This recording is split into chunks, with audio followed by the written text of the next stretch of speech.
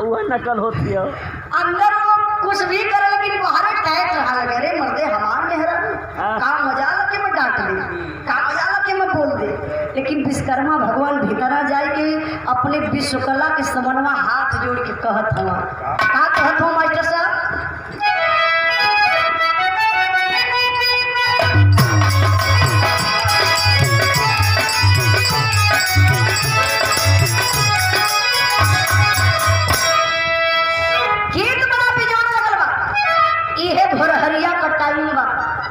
का कोई गाई हो जौने गीत के स्वर्गीय बेचन गुरु गाय के चल गए। आज भी अबैन जब अली शुरुआत में स्वर्गीय बेचन गुरु को पचरा लगल रहा है। जब वो आवाज हमान के कान तक जाले ना एक बार मन करेला कि वो महान मूर्ति से मुलाकात हो जाए। तो जाके 5 रुपया सल्फास खाना हो जाए मुलाकात। कहाँ हुई? स्वर्ग में। भी रहवा के गई दूसरा लेडीज लिए वहाँ कई गवैया पहुँच से मार हार सुनाहिता से खोज के लिए हमारे बड़े भैया फौजी शीतल यादव जी भैया कई चैनल विभाग बिंद स्टूडियो बहुत बढ़िया भैया का चैनल हो जो सामने लगल विभाग कहाँ से लेडीज लिया कसम भैया हमान के विराह तमाम कलाकारों के विराह भैया के चैनल के माध्यम से देखे के मिलेगा। बहुत बहुत प्रणाम, आप लोग सब्सक्राइब करिए बिंद म्यूजिक भैया की कंपनी के बहुत बहुत प्रणाम। 100 रुपये का पुरस्कार सब भाई के नमस्ते प्रणाम। लेडीज कहाँ से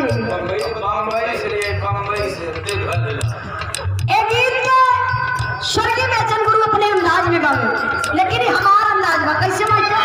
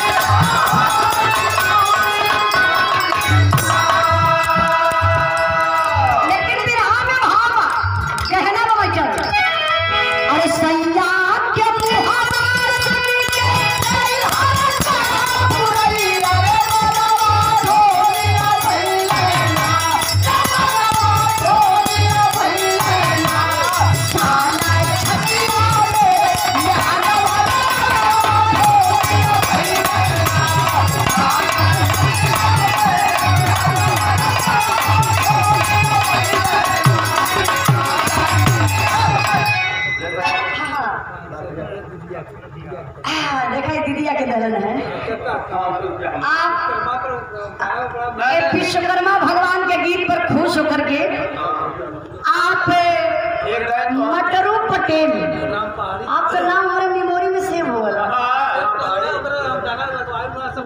ग्राम पहाड़ी अच्छा बनारस में बहुत बहुत प्रणाम। मड़वाडी में कार्यक्रम भी लगैया मानकर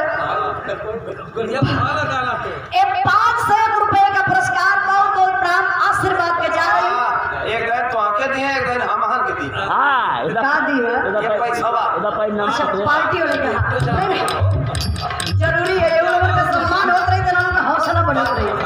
क्या नाम है मास्टर साहब का?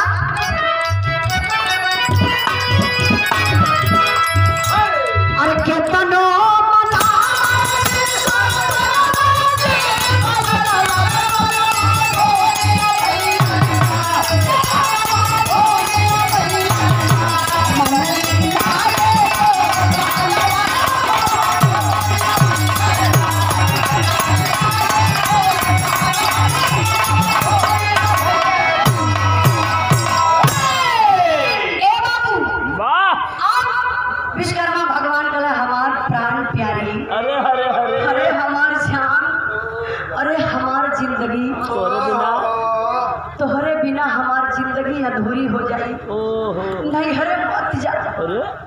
लेकिन विश्वकला माने काहे के विश्वकला छोड़ गई नहीं हरे तो विश्वकर्मा भगवान अपने आप में एकदम गुस्सा में लान हो गई कारण तू जा तू बजा नहीं नहीं जाएगा टाइम भी हो गई धीरे धीरे लोग जेबे करेंगे लोग को उम्र भी हो गई सुना गई हुए अपने से नहीं हरे तो अपन ही से विश्वकर्मा पानी जा नहीं हरे जा खिला वापस लौट के ससुरे ना आई ए भैया एक दिन दो दिन तीन दिन विश्वकर्मा भगवान यह करवटी वह करवटी लेके सुतले में कैसो बीतौला आज का लड़का कुछ लोग तो ऐसा न हुआ जैसे समझ लिया आप लोग मेहरारू 4 दिन खातिर नहीं हरे चल गई मेहरुआ का बेलौजवा का बहिया फौजी भैया यही हाथवा में डाल के तकियवा एक बगलिया में रख के अब मेहरुआ का सरिया ओढ़ के ओकर सावा सुन है ना सर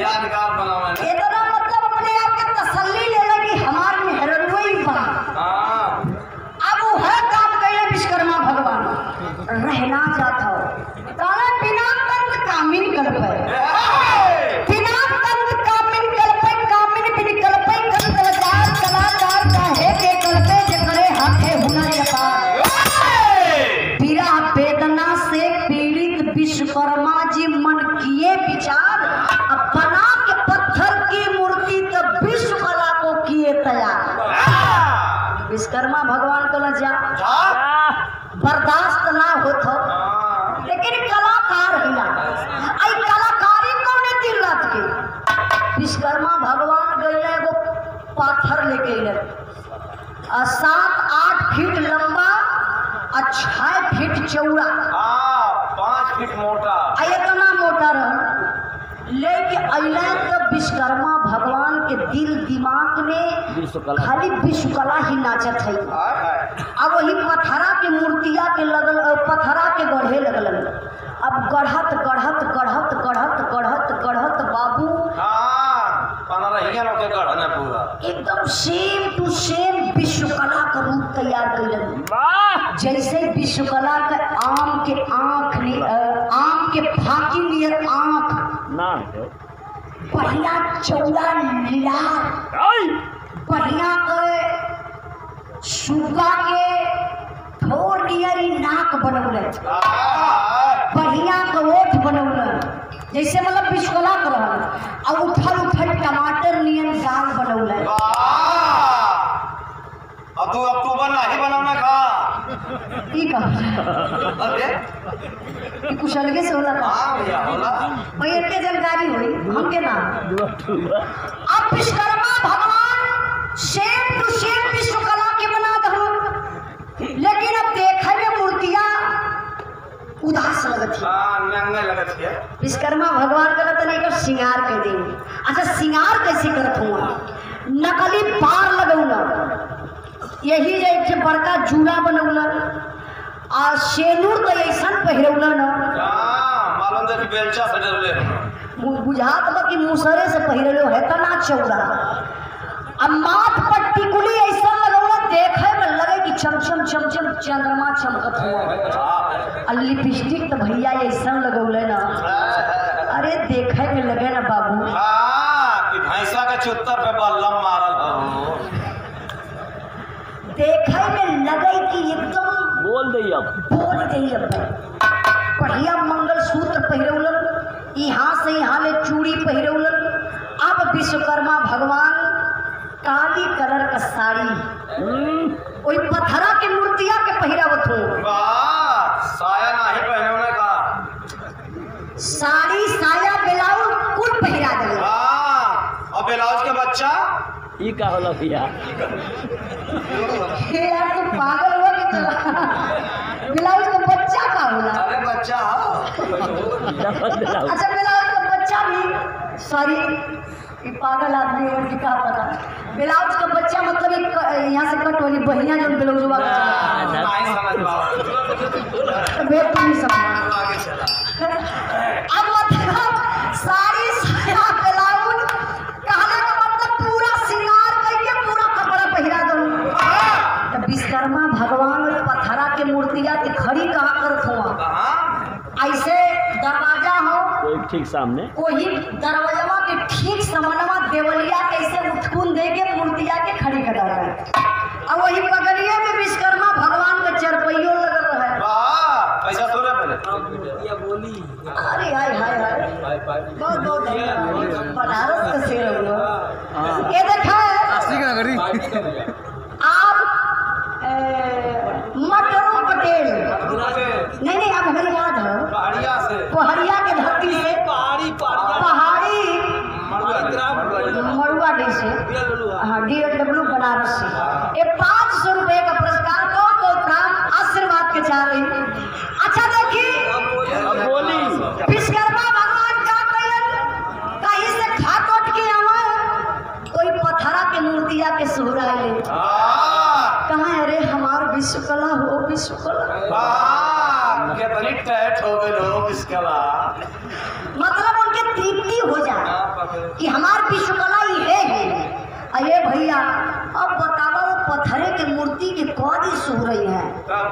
अब दिनवा रतिया दोनों पहाड़ हो जाए बस विश्वकर्मा भगवान का दिमाग जो है गरम है थोड़ा पूरा पाती अब थोड़ा से वो धीरे धीरे दिमागवे के चेंज कर रहा है।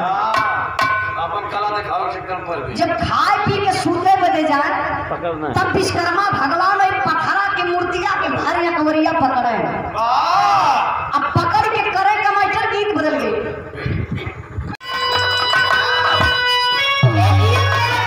स्वर्गीय राम के गुरु अपने अंदाज में बड़ा लहाल के गाना ये राजा बनारस हो कैसे गाना मास्टर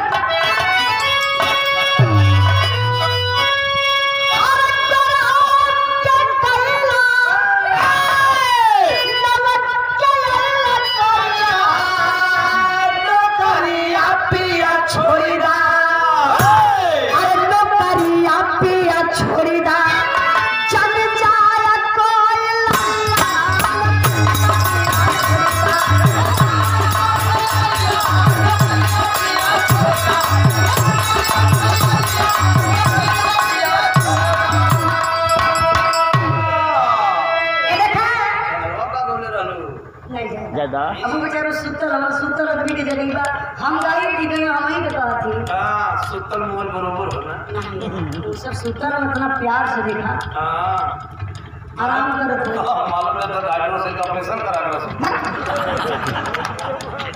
यार तो पागल आदमी हुआ का डॉक्टर कैसे कह रहे हैं पागल कहीं बचाओ आई भी यहाँ पर ध्यान नहीं बा मुझे ना बता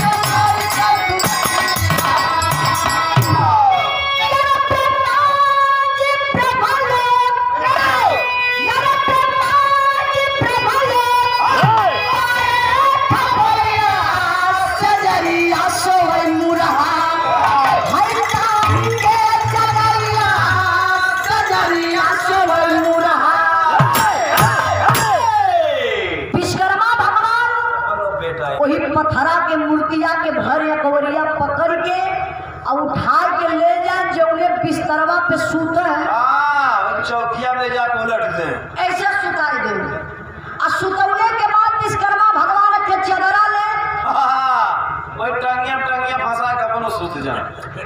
वही चदरवा के ओढ़ के वही मूर्तिया के साथे सूत जाए। धीरे धीरे बाबू यह प्रक्रिया चलत है। अच्छा तो कौ दिन बाबू एकर में चली। अब हर का बात छोड़ा। अब वो हरियन देखा विश्वकला का पिताजी ब्रह्मा जी बड़े क्रोध में आ गए। ब्रह्मा जी कहला कि कहो हमरे दामाद जी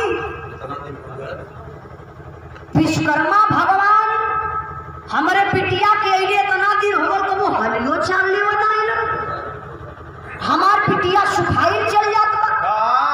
कौनवा ना करे का कब तब कहां फोन चलत रहल कक्का का बतावा हमरे पिटिया की वैसे छोड़ देले बा। बड़े गुस्सा में बाबू ब्रह्मा जी चलन ब्रह्मलोक से और चलल हुआ जब आइलन विश्वकर्मा भगवान के घरवा पर तब का जब हो गए आए विश्वकर्मा के घर पर क्रोध माने मूर्ति पे गिर गए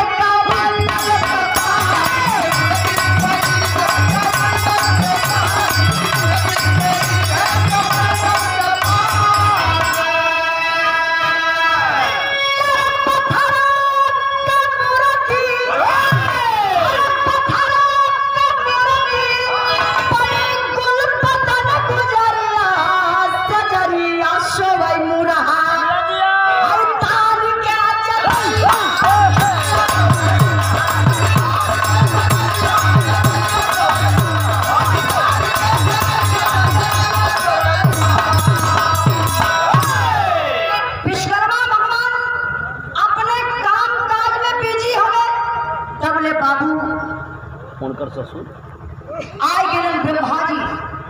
अब गुस्सा में हम पहरे ना बैठल ब्रह्मा जी अंदरवा जात हुआ तब पहले का चौखट बड़ा ऊंचाई ले रहे।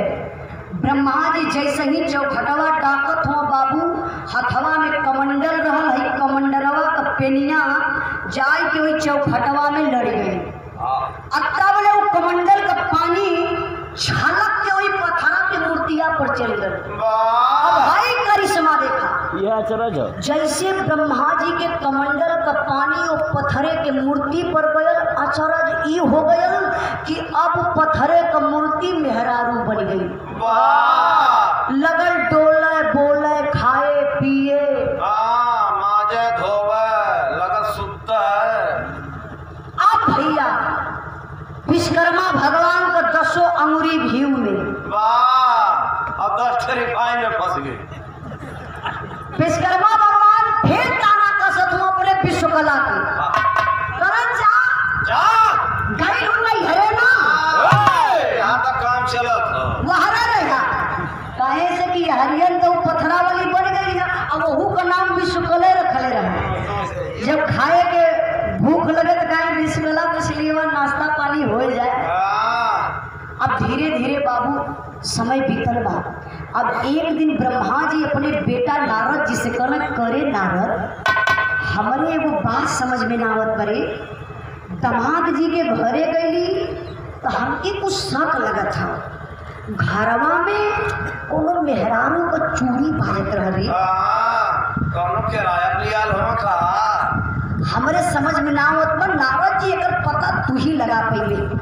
बेटा एक काम कर जो बेटा जो विश्वकर्मा भगवान के घरे जो है भेद के जल्दी से लगा के लेके आ। अगर दूसर में हरारू लिया के रखले हुए तब तो बेटा समझ लिए आगे काम बोले। ए भैया अब नारद जी का कहलन अपने पिता ब्रह्मा जी का बात जब सुनलन और उठा लला बीड़ा बीड़ा उठा के करत कहूँ मास्टर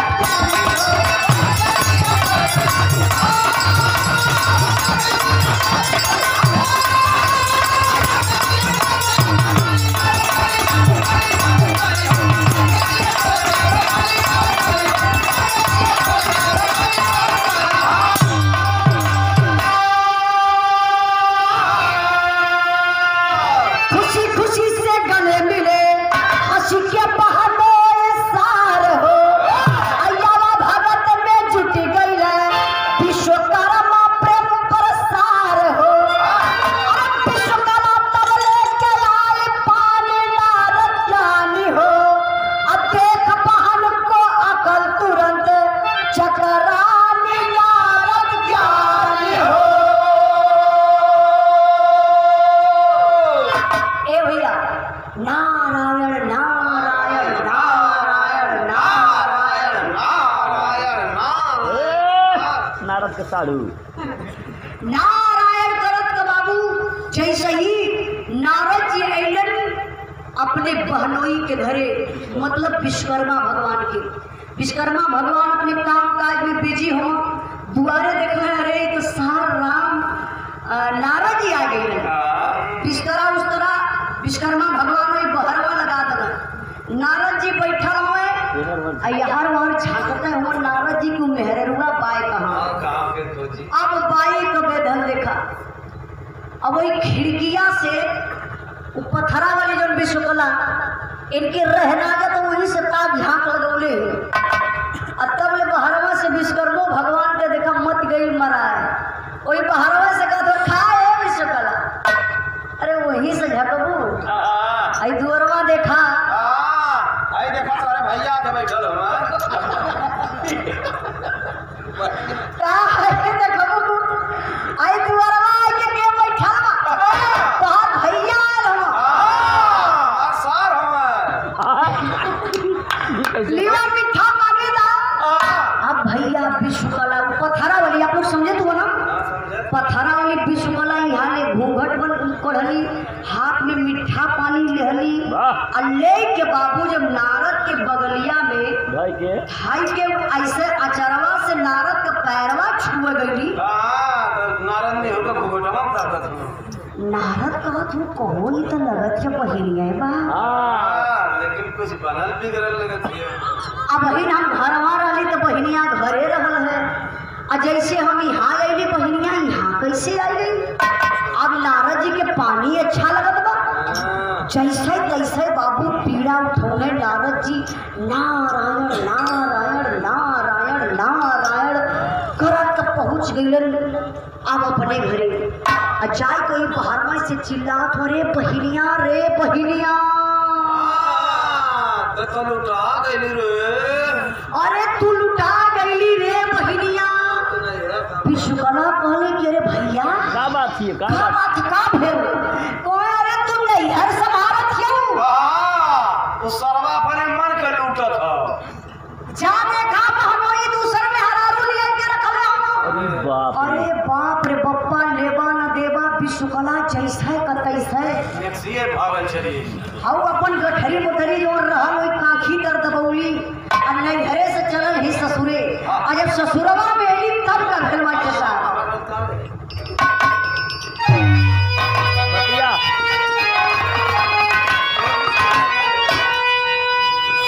पतिया सुना तला दिल में अगिया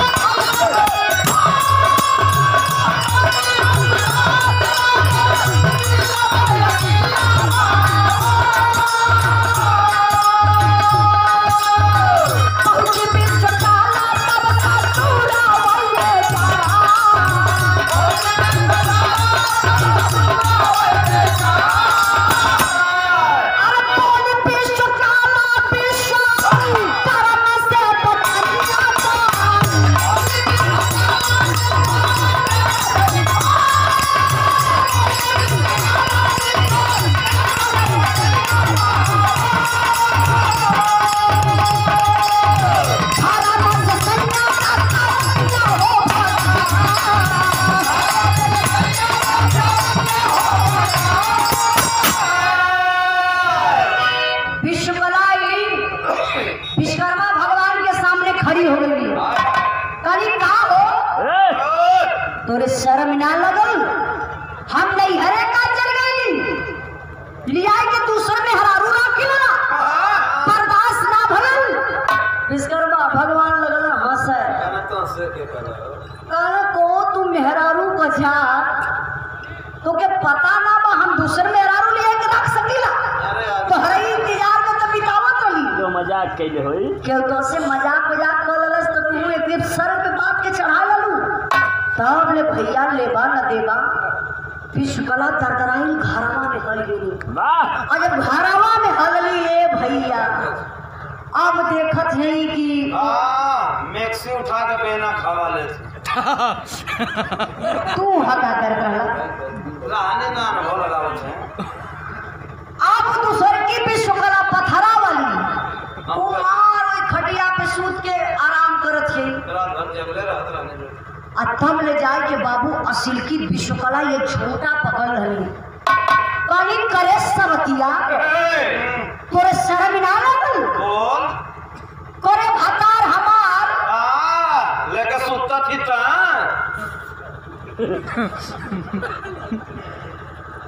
अच्छा हमारे भतारे पे नाच करबी अच्छा तो पथरा वाली के का पता कि ई के है पत्थरों वाली उठ के खड़ी हो गई अब पकड़ लस असिल की विश्वकला का ये झोटा कहीं करे सबतिया तोरे लाज ना लगत है बनाई ल हम खियाई ल हम सुता खातिर मार करत थी ता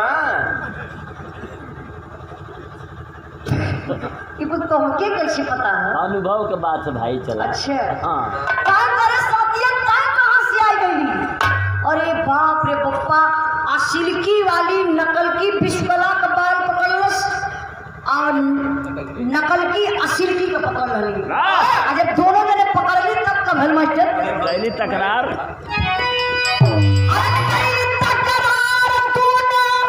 आपस में गुजरिया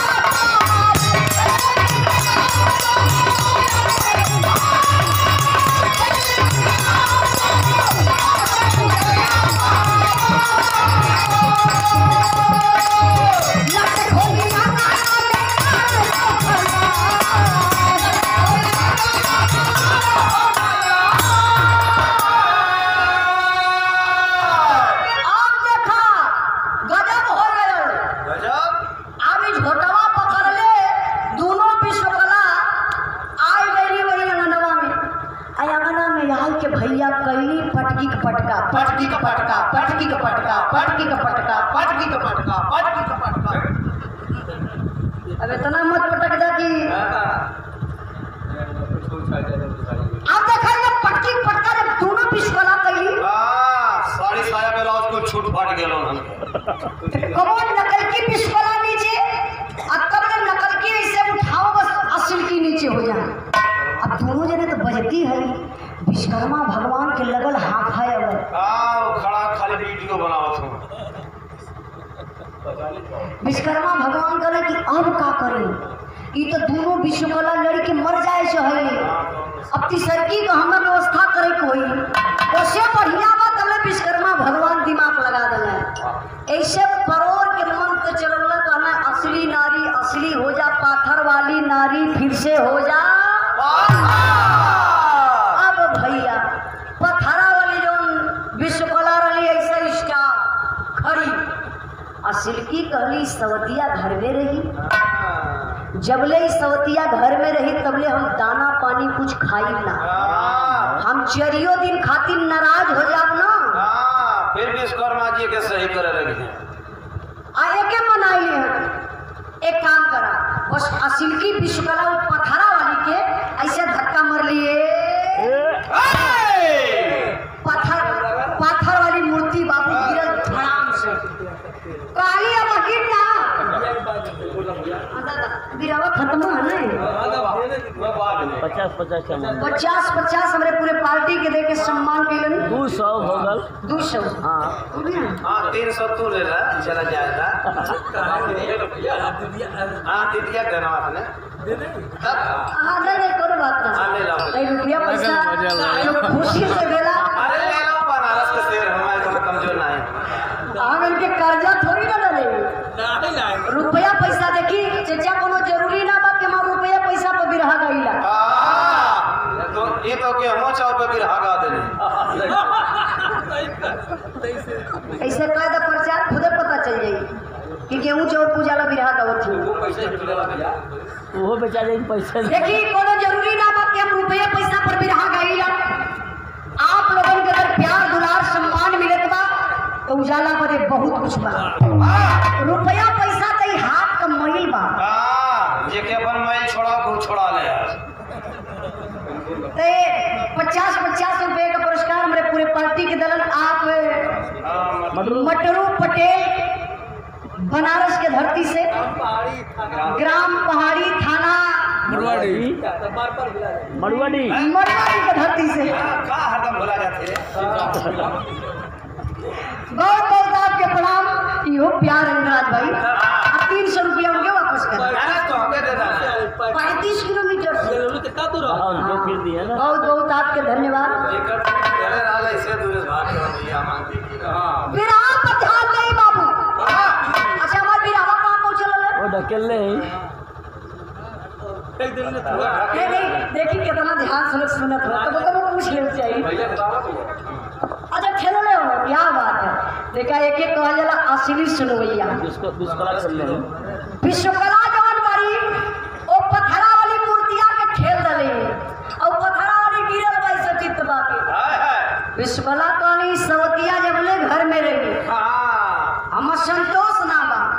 अच्छा काहे ये चाचा दादा लोग के कहावत कहला कि मेहरारू पत्थरों को सवत ना बर्दाश्त करी है इहे कहावत बा। अब लेके छीनी हथौड़ी विश्वकला इहे गर्दन उड़ा दली। पहले गर्दनिए कटली और फिर दोनों हथवा कटली फिर सीनवा कटली और जब भैया पेटवा पे मर गई न हो अरे गजब हो गया।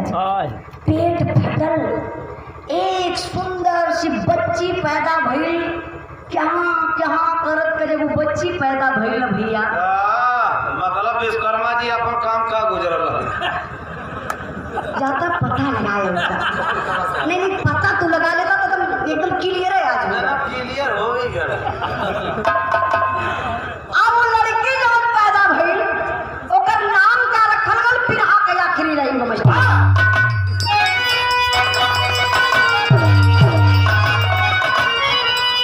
बड़ा नाम अरे बड़ा नाम कन्या का जगना जगमगाती शेखर काम देव दुनिया में भैया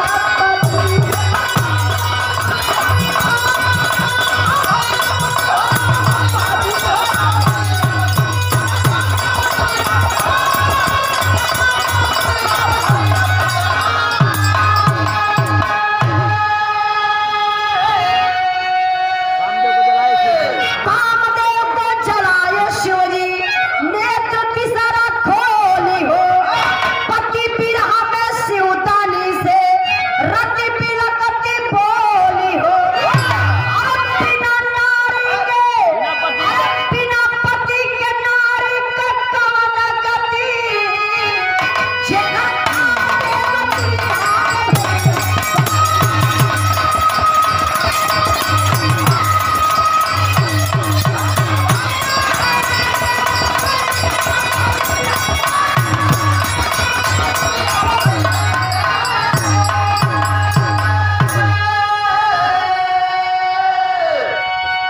ए बाबू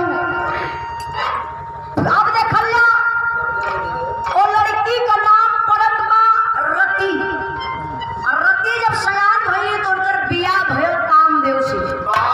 अच्छा कामदेव के बा कहाँ है तो हमारा ना जान पाते। कामदेव हर एक इंसान के अंदर पावल जाला। हमारे पार्टी का तो 3 जने काम के खत्म हो। हाँ तो तोहर तो जोरा पे चलत हो न भैया। अच्छा कामदेव जेकरे ऊपर अगर असली में सवार हो गई तो जान जा कि अच्छे अच्छे ऋषि महात्मा पुरुष लोगन का कंठी टूट जाए। देखला आसाराम बापू के और राम रहीम के देखला और क्यों नारायण साहिब के देखला और स्वामी चिलमिलानंद के देखला और क्यों बचल संग हमारा राधे माई भी गई। हाँ कामदेव को साफ करो। देखिए कामदेव सच्चाई है कि हर एक इंसान के अंदर पावल जाला। अब कामदेव बहुत बड़ी गलती कर दल और वो गलती के शिव जी बर्दाश्त न कैलन। कामदेव के जलाए के भस्म कर दल और जब भस्म कर दल तो रति आए के शिव जी के सामने रोवत है प्रभु जी ये दुनिया में वो नारी का कौन गति बजे करे पति ना हुआ हमरे पति के वापस जिंदा कर दे। शिव जी कहना ए जन्म में ना अगले जन्म में तोरे पति के जिंदा करब तोहर शादी होई लेकिन कौने रूप में हुई कहाँ हुई कैसे हुई अभी आगे भी रहा। नजरिया तरसा नारी आखिरी लाइन में